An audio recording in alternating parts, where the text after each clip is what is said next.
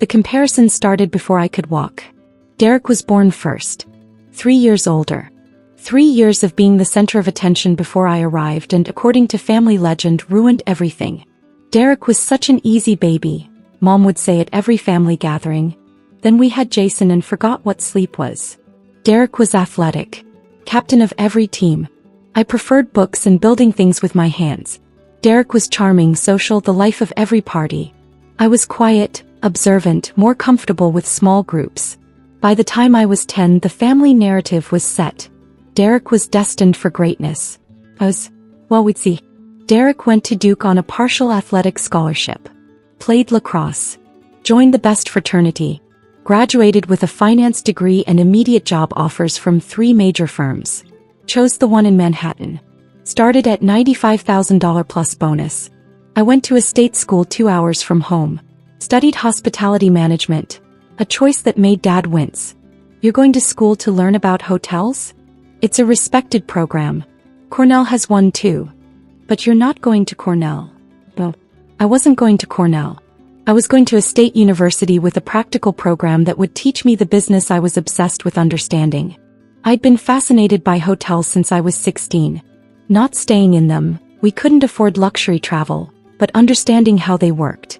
The operations, the guest experience, the revenue management, the way a well-run property felt like a machine and an art form simultaneously. I worked through college. Front desk clerk at a Hampton Inn. Learned guest services. Then night audit. Then breakfast attendant when they needed coverage. I took every shift I could, learning every role. Derek came home for Christmas my sophomore year driving a new Audi.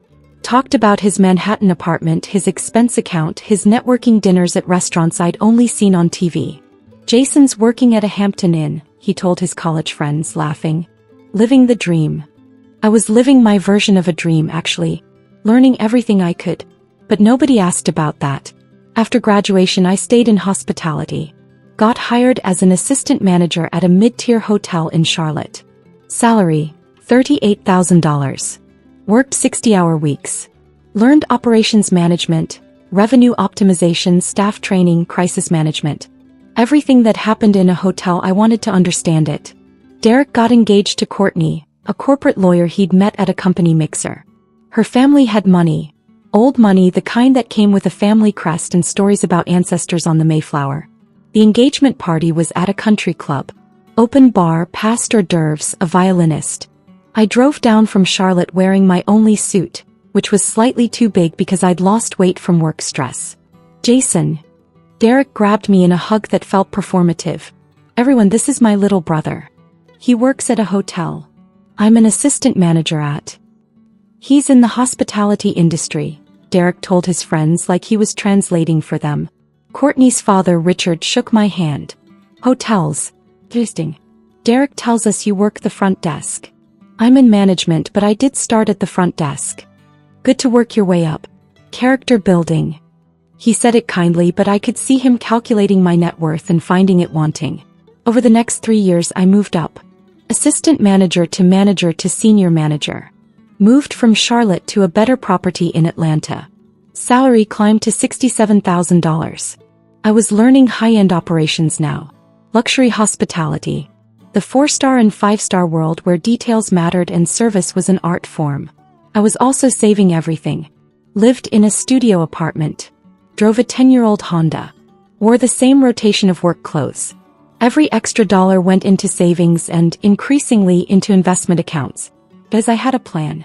Derek made senior analyst, then associate, then VP. His salary climbed into the multiple 6 figures. He and Courtney bought a house in Westchester. 3 bedrooms, professionally decorated, the kind of place featured in home tours. I bought my first property at 29. A struggling boutique hotel in Asheville that was 3 months from foreclosure. Used every dollar I'd saved, $180,000, plus a business loan that terrified me. Spent a year turning it around. Fixed operations, retrained staff, renovated key areas, rebuilt the reputation. Sold it 2 years later for a 280% profit. Nobody in my family knew. They thought I was still working at hotels. I was 32 when I bought my second property. Then a third. Small luxury hotels, bed and breakfasts, boutique properties that were underperforming but had potential. I had a system now. Identify properties with good bones and bad management. Acquire them. Fix operations. Renovate strategically. Build the brand. Either keep them profitable or sell at significant profit. By 35, I owned 7 properties across 4 states. My management company had 43 employees. My net worth was approximately $23 million. My family thought I was a hotel manager making maybe $70,000 a year. I didn't correct them. There was something liberating about their underestimation. No one asked for money. No one had expectations. I could build my business empire while they focused on Derek's achievements. Then Derek announced the wedding. Big wedding. Destination-ish. A luxury resort in Virginia wine country. 200 guests. Weekend event. The wedding of the century, according to Mom's weekly texts. The venue was the Belmont Estate Resort. I received the invitation 4 months in advance. Heavy cardstock hand calligraphy, probably cost $40 per invitation. The Belmont Estate Resort. I owned the Belmont Estate Resort. I'd acquired it 18 months earlier for $8.4 million. A stunning historic property that had been criminally mismanaged. Spent $3.2 million renovating. It was now the highest-rated luxury resort in Virginia wine country. Booked at 89% capacity year-round. Average room rate, $1,850 per night. The wedding coordinator working with Courtney and Derek had no idea I was the owner. My properties operated under a management company name, Riverside Hospitality Group. I kept an extremely low profile. Only the general managers and my executive team knew what I looked like. I RSVP'd yes to the wedding. 3 weeks before the event, Mom called. Jason, we need to discuss the hotel situation. What situation? Well, Derek reserved a room block at the Belmont Estate for family. But the rooms are very expensive. $2,000 per night for the wedding weekend. Okay. Jason, that's $6,000 for 3 nights. Plus they have mandatory resort fees, dining minimums, all these extras. It'll be close to $9,000 total. I can handle it, Mom. She laughed, not unkindly but like I'd said something naive. Honey, be realistic. That's more than you probably make in a month. We found a nice budget motel about 8 miles away. The Countryside Inn. $110 a night. Much more appropriate. More appropriate for what? For your budget. We understand, sweetie. Not everyone can afford luxury. I never said I couldn't afford it. You don't have to pretend with us. We know hotel managers don't make that much. There's no shame in being practical. I sat in my office, the top floor of a renovated textile mill in Charleston that served as my company headquarters, and looked at my computer screen showing real-time occupancy rates across my 7 properties. Sure, Mom. The Countryside Inn sounds fine. Oh good. I'm so glad you're being sensible about this. Derek and Courtney will be so relieved. They felt terrible about the cost, but they really wanted the Belmont Estate. They wanted the resort I owned. Perfect. 2 weeks before the wedding, Derek called. Hey Jason. Mom told me about the motel situation. It's fine. Look, I'm not trying to be a dick, but I wanted to give you a heads up. The Belmont Estate is really upscale. Like really upscale. The dress code for dinner is business casual minimum. The spa requires reservations weeks in advance. Everything is expensive. I'll keep that in mind. I just don't want you to feel out of place. Maybe stick to the motel restaurant for meals? The Belmont Estates restaurant is like $80 per entree minimum. Noted. And obviously you're invited to all the wedding events. But if some of the pre-parties are too pricey, no one will judge you for skipping. Appreciate the consideration, Derek.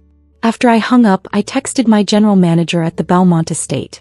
Thomas, I'll be attending the Morrison Bennett wedding next weekend. Maintain confidentiality about ownership. I'll check in at the Countryside Inn under my name. Monitor the wedding party for any issues. His response came immediately. Understood, Mr. Rivera. Should I reserve your usual owner's suite just in case? Yes, but keep it off the books. I'll decide day of whether to use it. The wedding weekend arrived. I drove to Virginia in my normal car, a 3-year-old Lexus ES 350. Nice but not flashy.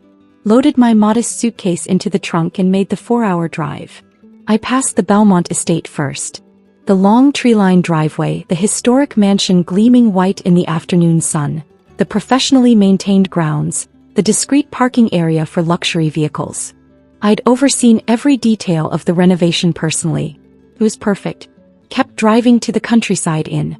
It was exactly what you'd expect for $110 a night. Aging strip motel off the highway. Parking lot with weeds growing through cracks. A flickering neon sign. The room smelled like artificial air freshener trying to mask decades of cigarette smoke. The Wi-Fi barely worked. The bed was lumpy. The AC rattled. I unpacked my wedding clothes, hung them in the questionable closet, and sat on the worn bedspread checking my phone. 17 emails from various property managers. Revenue reports showing we were up 31% year-over-year. 2 acquisition opportunities requiring review. An interview request from a hospitality industry magazine. I handled it all from the countryside, and while my family stayed at the property I owned. The welcome dinner was Friday evening at the Belmont estate. I arrived at 6:45 p.m., parking my Lexus among the Mercedes, BMWs and Teslas filling the lot. The estate looked perfect. My facilities team had done exceptional work. The gardens were immaculate. The outdoor lighting created a magical ambience. Everything precisely as I'd approved in the design plans. I walked into the main reception hall. Crystal chandeliers. Original to the 1920s building, restored at significant cost. The parquet floors refinished to gleaming perfection. Fresh flowers everywhere, arrangements that probably cost $600 each. Derek and Courtney held court near the bar. Derek wore a custom suit that probably cost $3,000. Courtney's cocktail dress was designer, her jewelry substantial. I wore a J.Crew suit I'd owned for 4 years. Clean, appropriate, unremarkable. Jason. Derek spotted me. You made it. I accepted his hug. Congratulations. Isn't this place incredible? Worth every penny. The rooms are insane. Our suite has a fireplace, a soaking tub, a private balcony. $2,000 a night, but totally worth it. It's beautiful. How's the Countryside Inn? He said it sympathetically, like asking about a terminal diagnosis. It's fine. Well, hey, at least you're here. That's what matters. Come get a drink, open bar tonight. One of the perks of paying $85,000 for the wedding package. I knew the actual package cost $127,000, but I didn't correct him. The bar served top-shelf everything. I ordered a bourbon, a $40 pour that Derek didn't pay for since it was included in his package. The family gathered. Mom and dad, aunts and uncles, cousins I hadn't seen in years. Everyone dressed in expensive clothes, talking about their expensive lives, celebrating this expensive wedding. I found a corner and observed. Jason. Courtney's father, Richard, approached with a bourbon of his own. Good to see you. How's the hotel business? It's going well. Still managing that place in. Where was it? Atlanta. I'd left Atlanta 6 years ago, but still in hospitality, yes. Good. Honest work. Not everyone needs to be a VP like Derek. He clapped me on the shoulder. The world needs people to run the hotels, not just stay in them. He laughed at his own observation and moved on to talk to someone more interesting. Dinner was served. A 5-course meal I'd personally approved when reviewing the Belmont Estate's catering contracts. Every dish executed perfectly. My culinary team was exceptional. I sat at table 14, near the back, between Derek's college roommate's girlfriend and Courtney's second cousin twice removed. The important people, Derek's business colleagues, Courtney's family, the wedding party, sat up front. At table 1, Derek stood to give a toast. Talked about his journey, meeting Courtney, building his career, buying their house, living the dream. Everyone applauded. No one mentioned me. I hadn't expected them to. After dinner, the party moved to the terrace. More drinks, desserts, mingling. I stood by the balustrade overlooking the gardens, thinking about the landscape design decisions I'd made during renovation. The lighting levels, the plant selections, the sight lines. Jason. Mom appeared slightly tipsy. Are you having fun? It's lovely. Isn't this place amazing? Can you imagine staying somewhere like this regularly? Derek and Courtney are so blessed. It's very nice. Maybe someday you'll be able to afford a place like this. If you work hard, maybe become a general manager or something. I was the owner, but, maybe. That's the spirit. Dream big. She patted my cheek and wandered off to join the other mothers, all comparing notes on their successful children. I checked my phone. Text from Thomas, my general manager. Mr. Rivera, the Morrison party has lodged 3 complaints today. Guest services documented everything per protocol. I typed back, what kind of complaints? Room temperature, minibar pricing, spa availability. Standard grievances but increasingly aggressive tone. Staff reports Mr. Morrison has been demanding special treatment, citing the wedding package cost. Document everything. Maintain professional service standards. No exceptions. Understood. The evening continued. Dancing, more drinks, more celebration. Derek and Courtney in the center of everything, radiating happiness and success. I left around 10 p.m., drove back to the Countryside Inn, sat on the questionable bed and reviewed acquisition documents for a property in Savannah. Saturday morning, I returned to the Belmont estate for the wedding ceremony. 2 p.m. start time. I arrived at 1:45, parking in the overflow lot. The ceremony space looked perfect. White chairs arranged in precise rows on the south lawn. Flower arrangements that had cost $23,000. A string quartet playing Vivaldi. The ceremony arch draped in fabric and roses. $8,000 for that installation alone. I sat in the back row. The ceremony was beautiful. Courtney looked stunning. Derek cried during his vows. Richard walked his daughter down the aisle like he was delivering a queen. Everyone sobbed appropriately. After the ceremony, guests moved to the cocktail hour while the staff transformed the ceremony space into the reception area. I knew the logistics intimately, had reviewed the timeline with Thomas 3 times to ensure flawless execution. The cocktail hour featured past hors d'oeuvres, multiple bars, a raw seafood station and a jazz trio. Guests mingled on the terrace. I found a quiet spot near the fountain. Jason. Uncle Mark appeared. Hell of a wedding, huh? It's very nice. Derek really made something of himself. That VP salary, the house in Westchester, and now this wedding. Kid's got it figured out. He's done well. You're doing fine too, Mark added, the way you compliment a child's macaroni art. Hotels are important. Someone's gotta manage them. True. Maybe Derek can give you some career advice. Help you move up the ladder. Maybe. He wandered off. I checked my phone. Another text from Thomas. Additional complaints from Morrison party.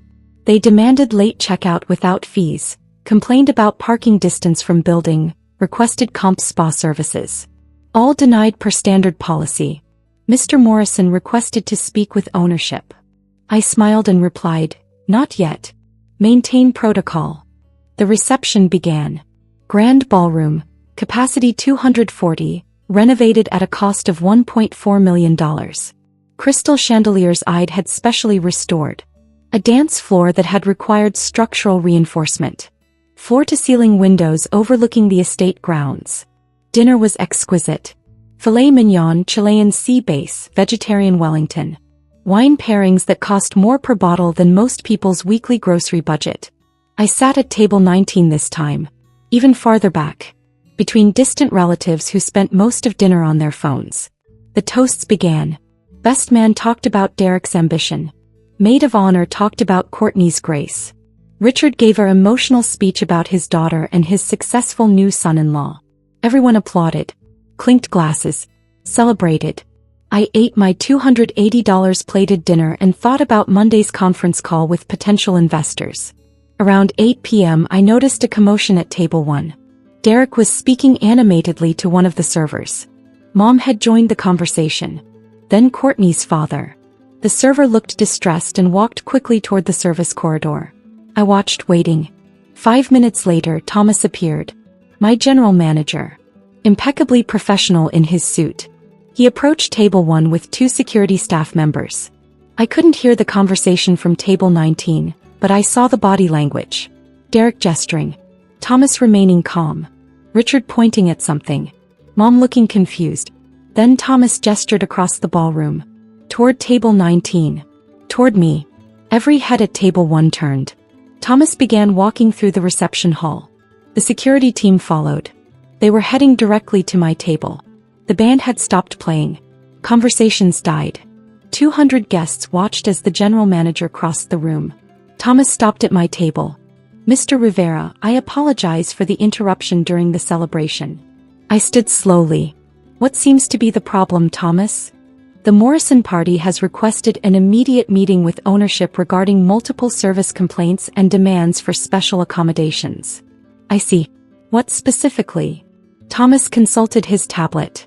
"Complaints about room temperature, minibar pricing, parking proximity, spa availability, checkout policies and resort fees. They're demanding full refunds on incidental charges, complimentary service upgrades and late checkout without fees. They've also expressed dissatisfaction with staff responses to their requests." Derek had reached us now. "Jason, why is the manager talking to you?" "Mr. Morrison has questions about hotel policies," Thomas said smoothly. "No, I have questions for the owner," Derek said. "I've spent $127,000 on this wedding and your staff has been completely inflexible about simple requests. I want to speak with whoever owns this place." "You are," Thomas said calmly. Silence. "What?" Derek said. "You're speaking with the owner. Mr. Jason Rivera is the owner of the Belmont Estate Resort." You could have heard a champagne bubble pop. Derek stared at me. "That's not funny." "It's not a joke," I said quietly. "I acquired the Belmont Estate 18 months ago. Thomas serves as general manager under my direction." Mom had arrived now. "Jason, what is happening?" "I own the hotel, Mom. I have for a year and a half." Courtney appeared, still holding her bouquet. "You own this place?" "Yes." Richard pushed through the growing crowd. "This is the Belmont Estate. This property is worth..." He couldn't finish. "Approximately $14.7 million current valuation," I supplied. "I paid $8.4 million at acquisition and invested $3.2 million in renovations." The ballroom had gone completely silent. 200 guests staring. Derek's face had gone from red to pale. "You own a multi-million-dollar resort." "This and 6 other properties. I run a hospitality management company, Riverside Hospitality Group. 7 properties across 4 states. 43 employees. Annual revenue around $31 million. But you..." Mom couldn't form words. "You stay at budget motels. You drive a regular car. You never said." "You never asked," I corrected gently. "You assumed I was a struggling hotel manager. You told me the countryside inn was more appropriate for my budget. I didn't correct you because it was easier than explaining." Thomas cleared his throat. "Mr. Rivera, regarding the complaints?" I looked at Derek. "Let's address them. Thomas says you've demanded refunds on incidental charges." "What charges specifically?" "Minibar, premium Wi-Fi, spa services, parking," Derek said weakly. "All clearly disclosed in your booking contract." "What else?" "Late checkout without fees. Standard policy is checkout by 11 a.m., late checkout by request with fees depending on occupancy. We're at 94% occupancy this weekend. Late checkout would prevent us from preparing rooms for incoming guests. We spent $127,000 on this wedding." Derek protested. "You spent $127,000 on a comprehensive wedding package that included ceremony space, reception venue, catering, bar service, accommodations for the wedding party and coordination services. All of which have been provided exactly as contracted. Incidental charges are separate. That's standard hospitality industry practice." Courtney was crying now, her wedding makeup running. "You're really going to charge your own brother extra fees?" "I'm going to enforce the same policies I enforce for every guest," I said calmly. "That's how you run a successful property. Consistent standards." Richard looked like he might faint. "You let us think you were nobody." "I let you assume what you wanted to assume," I corrected. "You asked if I worked at hotels. I do. I own them. You just didn't ask enough questions to learn that." Derek found his voice, though it shook. "This whole time. 9 years. You've been building this and we had no idea? You weren't interested. Every time I tried to talk about my work, you changed the subject to your achievements. After a while I stopped trying. We would have listened if we'd known you were successful. Would you? Or would you have just treated me differently because of the money? Like you're all treating me right now." The crowd of guests had grown. Everyone watching this family drama unfold at what was supposed to be an elegant wedding. Thomas held up his tablet. Mr. Rivera, for the record, do you approve the requested accommodations? Late checkout, refunded charges, complimentary upgrades. I looked at my brother, at my parents, at the family that had spent 9 years dismissing everything I'd built. No, I said clearly. All charges stand as contracted. Standard checkout time applies. No exceptions. But we're family. Mom said desperately. Exactly, I said. Your family. You spent 9 years thinking I was a failure while I built a $31 million business. You put me in budget motels while you stayed in luxury hotels I own. You gave me advice about climbing the ladder while I owned the entire building. And you never once asked real questions about my life. Dad had tears in his eyes. We didn't know. You didn't care to know, I corrected. There's a difference. You were comfortable with your version of me, the struggling little brother who made Derek look better by comparison. Questioning that narrative would have been uncomfortable. Derek sat down heavily. Jesus, Jason, you're actually rich. I'm successful in my industry, I said. I built something meaningful. Whether that makes me rich is subjective. Your net worth, Richard said weakly, with 7 properties, is private information, I said firmly. But since everyone's so interested, approximately $23 million, most of it tied up in property equity and business assets. The number seemed to echo through the silent ballroom. Courtney made a small sound like she'd been slapped. You're worth more than my parents. Again, most of it is illiquid. But yes, probably. Uncle Mark had pushed to the front of the crowd. All those times I gave you career advice. Told you to learn from Derek. I remember. Derek makes excellent money, I interrupted. His success is legitimate. He's a VP at a major firm. That's genuinely impressive. His career has nothing to do with mine. They're different paths. But you're a millionaire, Mark said, like testing the word. Yes. Thomas was still standing patiently. Mr. Rivera, shall I return to my duties? The kitchen needs final approval for dessert service timing. Yes, Thomas. Proceed as planned. And Thomas? Make sure Mr. Morrison's final bill is itemized completely. Every charge clearly documented. Of course, sir. Thomas departed with the security team. The crowd slowly dispersed, guests returning to their tables, whispering furiously. I remained standing at table 19. Derek hadn't moved, just sitting there staring at nothing. Mom approached carefully like I might break. Jason, can we talk? Privately. There's nothing private to say. You know now what I do, what I've built. If you want a relationship going forward, it has to be based on reality, not the comfortable fiction you preferred. We love you, she said, crying now. You love the version of me that didn't challenge Derek's position as the golden child. I'm not interested in being that person anymore. I picked up my phone and wallet. I'm going to head out. Please enjoy the rest of your reception. The dessert course is exceptional. I approved the menu personally. Where are you going? Mom asked. Probably back to the countryside inn. Maybe I'll upgrade to my actual suite here. Haven't decided. You have a suite here? Derek asked hollowly. Owner's suite. Penthouse level. 1,800 square feet, private terrace, full kitchen. I keep it available when I'm visiting properties. I started walking toward the exit. Jason. Derek called. I stopped, turned. He stood up, walked over slowly. I'm sorry. For all of it. For never seeing you. For never asking.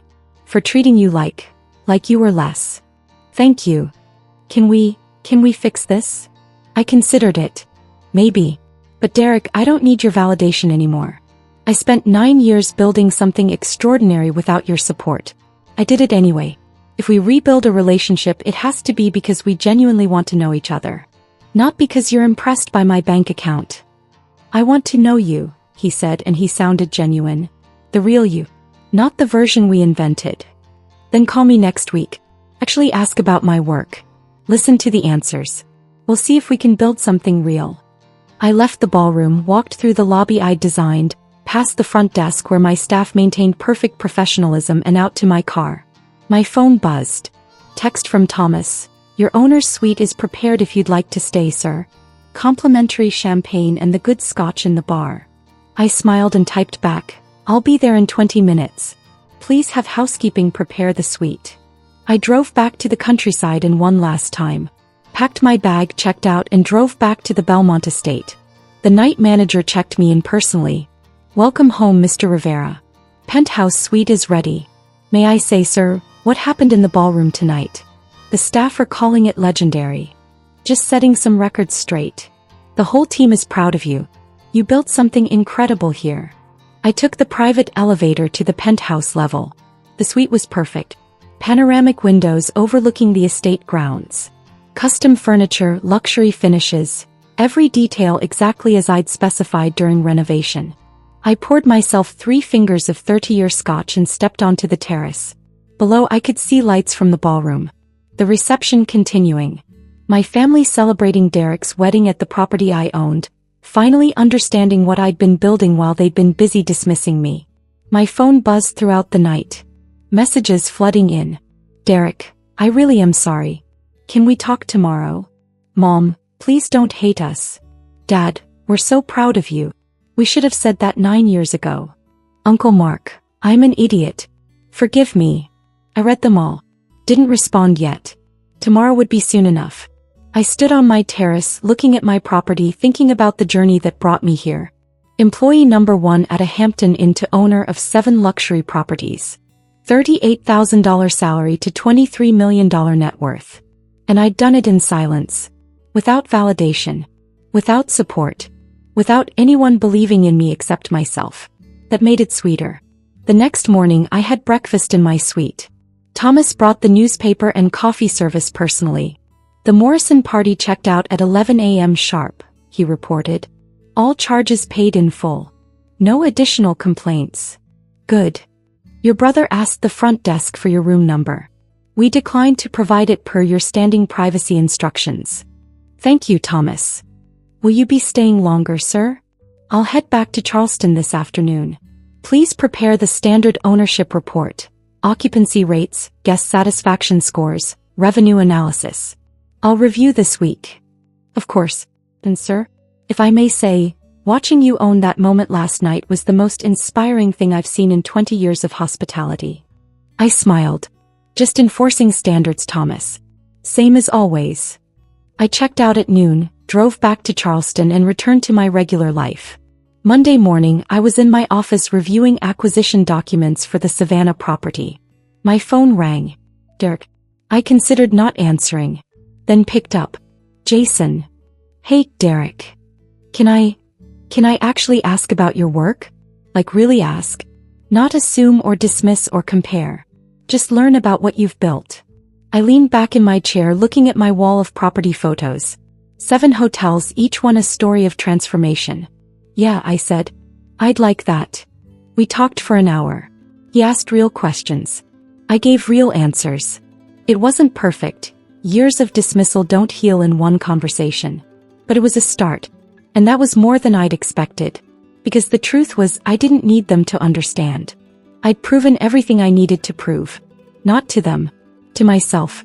And that was worth more than any wedding at any luxury resort. Even one I owned.